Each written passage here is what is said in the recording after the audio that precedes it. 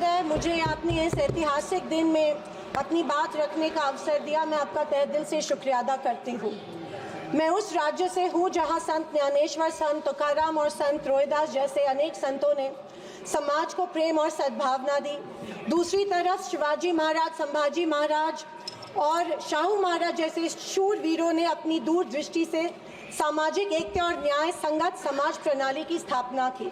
मैं उस महाराष्ट्र की पुत्री हूँ जहाँ महिलाओं के अधिकार सुनिश्चित करने हेतु अनेक आंदोलन द्वारा महात्मा ज्योतिबा फुले, क्रांति ज्योति सावित्रीबाई फुले जैसे समाज सुधारकों ने समाज को एक नई दिशा दी। मैं उस महाराष्ट्र की बेटी हूँ जहाँ के महान सुपुत्र डॉक्टर बाबा साहेब अम्बेडकर जी ने इस देश को संविधान के रूप में एक सशक्त और न्याय संगत लोकतांत्रिक मूलाधार प्रदान किया। पर आज उसी महाराष्ट्र में बीजेपी के सरकार के शपथ विधि के बिल्कुल 5 दिन बाद उसी संविधान की प्रत की विटंबना की जाती है। मैं इस बात का निषेध करती हूँ। परभणी जिले में संविधान के प्रत की विटंबना की गई। संविधान के हीरक महोत्सव के उपलक्ष्य में जब मेरे विचार रखने का मौका मुझे मिला तो मैं ये जरूर कहूंगी कि संविधान सिर्फ एक किताब या नियमों की एक संगति सूची नहीं है, बल्कि मेरी जान है संविधान, मेरी पहचान है संविधान और इस देश की आत्मा है संविधान। दूसरी तरफ आज़ादी के 50 साल बाद तक अपने तिरंगे को और संविधान को न मानने वाले सत्ता पक्ष के लोग इस देश की उसी आत्मा को कमजोर और खोखला करने की साजिश कर रहे हैं। इसी शुरुआत उसी दिन हो गई जिस दिन धर्मनिरपेक्षता, सेक्युलरिज्म जो संविधान का एक मूलभूत आधार स्तंभ है, उसी को लेके गाली या एक कलंक में रूपांतरित करने का प्रयत्न सत्ताधारियों द्वारा होने लगा है। सेक्युलरिज्म को आज भी इस भारत देश की पहचान है, उसे सत्ताधारी पक्ष एक कमजोरी कर रहे हैं या एक बीमारी साबित करने की होड़ में लग गए हैं।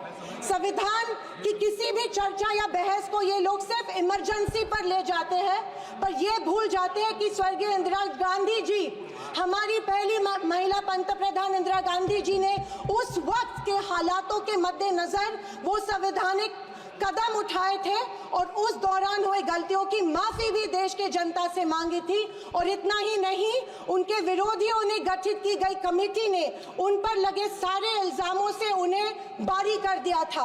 मैं आज इस सदन में पूछना चाहती हूँ मोदी सरकार से, सॉरी 400 पार का नारा फेल होने के बाद एनडीए सरकार से पूछना चाहती हूँ, आप मणिपुर पर देश की जनता से माफी कब मांगोगे? आप किसान आंदोलन में शहीद हुए 700 से अधिक किसानों के परिवारों की माफी कब मांगोगे? नोटबंदी के चलते हजारों लोगों के परिवार और छोटे कारोबार बंद हुए, उसके लिए माफी कब मांगोगे? हाथरस के लिए, उन्नाव के लिए आप माफी कब मांगोगे? आए दिन महिलाओं पर हो रहे अत्याचारों के लिए माफी कब मांगोगे? जो बदलापुर में मासूम बच्चों के ऊपर मोलेस्टेशन हुआ, उसके लिए आप कब माफी मांगोगे? जेल में बैठकर अपराधी मर्डर प्लॉट्स गुजरात में सरकार उनको संरक्षण दे रही है, उसके लिए आप कब माफी मांगोगे? खैर, ये इनकी हिस्ट्री रही है या इनके डीएनए में है कि माफी सिर्फ खुद को बचाने के लिए अथॉरिटी में बैठे लोगों से मांगते हैं, आम जनता से ये माफी नहीं मांगते हैं। सत्ताधारी पक्ष के संविधान पर दिए गए भाषण सुनकर हंसी आ रही थी और अचरज भी हो रहा था, क्योंकि जो लोग इस देश में संविधान स्थापित होने के बाद हर पल संविधान को कोसते रहते हैं और हमेशा इस संविधान के विरोधी रहे हैं, उन्हीं को आज संविधान के गुणगान करते देख मन में प्रसन्नता हो रही है और संविधान के प्रति मेरी निष्ठा द्विगुणित हो रही है, क्योंकि ये एहसास हो रहा था कितने ही झूठ के पहाड़ बना लो, सच के आगे आखिर झुकना ही पड़ता है। आरएसएस ने तिरंगा को माना नहीं था। उन्होंने कहा था कि 3 अंक अशुभ होता है, तो क्या ब्रह्मा विष्णु महेश अशुभ है? जो हम 3 रेखाएं माथे पे लिखते हैं वो अशुभ है? क्या त्रिशूल अशुभ है? ये मैं इन्हें पूछना चाहती हूँ।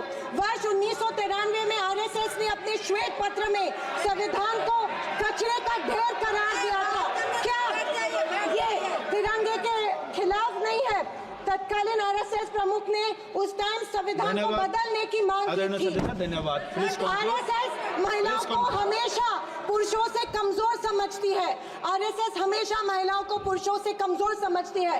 ये अफसोस होता है कि प्रधानमंत्री जी उनके ट्विटर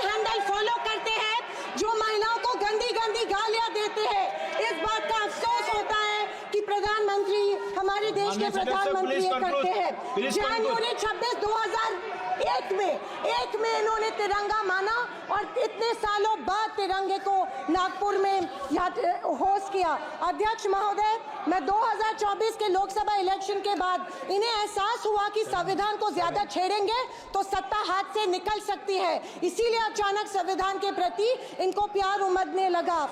अध्यक्ष महोदय, विशेष रूप से राजनाथ सिंह जी ने, मैं उनका सम्मान करती हूँ, बयान में जाने अनजाने आजादी के बाद से लेकर 2014 तक सारी कांग्रेस सरकारों को ऐसे सर्टिफिकेट दे दिया जिसे कोई झूठला नहीं सकता। उनके मुताबिक संविधान की बदौलत एक गरीब का बच्चा प्रधानमंत्री बना, लेकिन उसकी नींव सर 2 मिनट सर प्लीज। मैं आखिर में यही कहना चाहती हूँ, मैं भारत का, मैं कुछ पंक्तियां कहना चाहती हूँ। मैं भारत का संविधान हूँ, लाल किले से। अध्यक्ष महोदय, आप बोलना शुरू करें।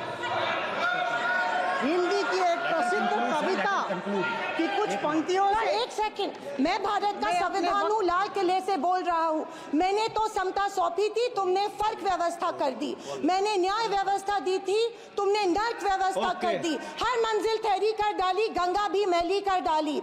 न्याय व्यवस्था भी रोती है, गुंडों के घर में सोती है। गांधी को गाली मिलती है, डाकू को ताली मिलती है। क्या आपराधिक चलन हुआ है?